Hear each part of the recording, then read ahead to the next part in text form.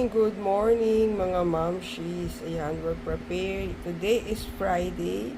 So we're preparing for our Friday meal. So magsisinigang na tilapia tayo. So we have kangkong, kamatis, okra, siling haba,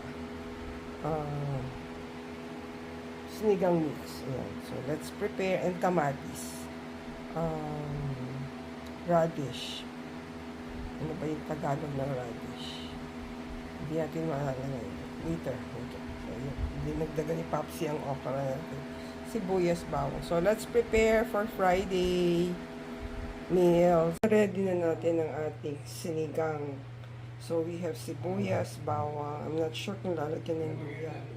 Pero may natira tayong luya sa tinola. Siguro hindi na. So, we have okra, labanos is the radish. Kamatis, siling haba at saka kangkong, and then the tilapia.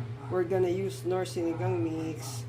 Baka naman, we're not sure kung lalagyan natin ng patis and garlic salt or enough na yung sinigang mix. Let's think about it. Let's start cooking for our Friday meal. And bawang, inuna natin ginisa. Susunod natin ang ating kamatis. So, we decided na lagyan natin ng patis ang ating sinigang na tilapia.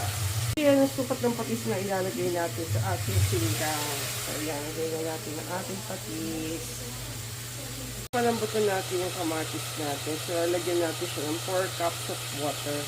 Na nalubas na yung juice niya. 4 cups of water for our sinigang. Then, lagay na natin yung okra and labanos para lumambot siya before the fish and the kangkong and siling haba. Lagyan din natin ng garlic salt. And the sinigang mix, siyempre, yan. There's the water, 4 cups, okra and labanos. Pag lumambot yan, tsaka natin lalagay ang ating fish and okra and sili haba.